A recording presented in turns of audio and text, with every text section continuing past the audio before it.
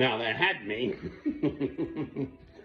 on Obla Di Obla Da, the Beatles song, within minutes the other day.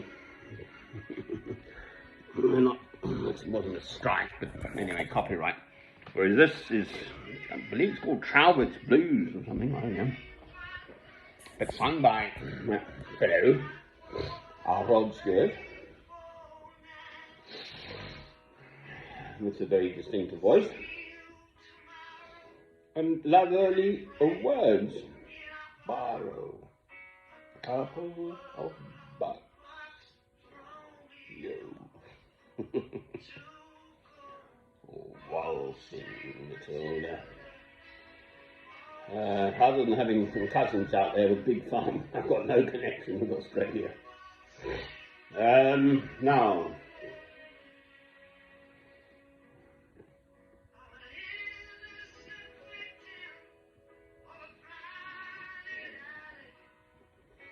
so what we find is that I haven't got the answer to everything on the 10 Commandments.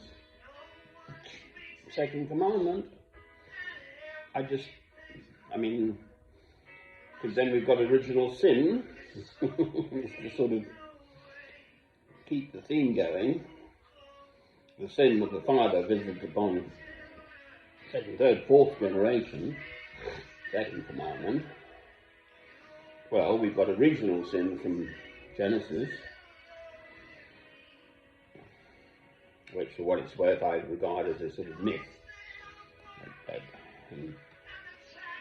But perhaps there was a Garden of Eden, because that's where all the oil is. So under the River Tigris and River Euphrates in the Middle East there, Mesopotamia, so Iraq, that whole, and it's a basin, so there would have been a sea and trees around as well, I think, but it's all the little creatures, the crustacea and so on, and then they die, sink to the bottom, and then the rocks are right, or left. With the right geological formation, that's where the oil then settles, you see, into the impervious rock, the syncline, that way. The U looking bit of a bowl-like structure.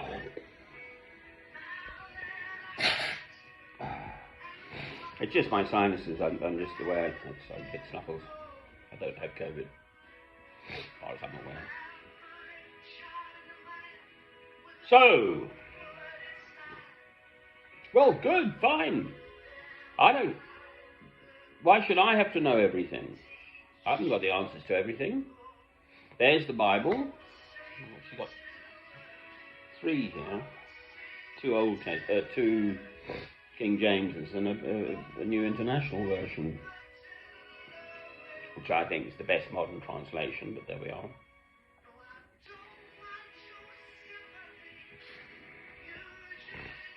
And the Gospels, the 4 Gospels, Matthew, Mark, Luke and John, it's a tiny little section. I mean, you can read through it, as it were, if it were a novel. I mean, you read through it in an evening easily. And yet, you can focus on one single verse, and that will carry you through your whole life. And each time you read it, each decade of your life, you read exactly the same verse, you may find that there is a deeper meaning to those simple words. That's the beauty of the Gospels and the life of Christ, and what he came to teach us. It's ultimately unfathomable. That word. Unfathomable. Is that right? Something like that.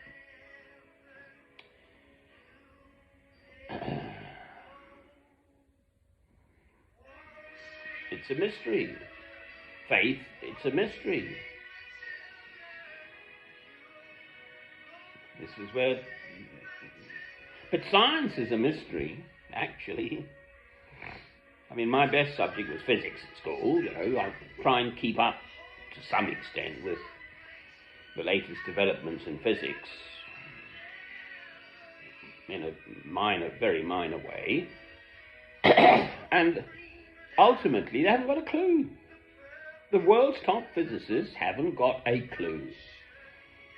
They've got all their string theory and their quarks and mesons and leptons and matter and antimatter, but ultimately they haven't got a clue, actually. So there.